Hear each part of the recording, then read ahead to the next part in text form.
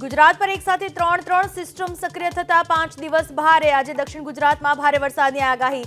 કાલથી સૌરાષ્ટ્ર સહિત સાર્વત્રિક વરસાદનું અનુમાન.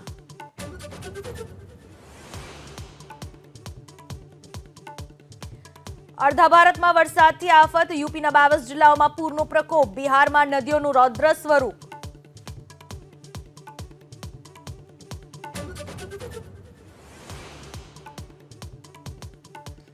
જમ્મુ કાશ્મીરના કુપવાડામાં સેનાનું મેગા ઓપરેશન. 3 આતંકીઓ ઠાર, હથિયારો જપ્ત.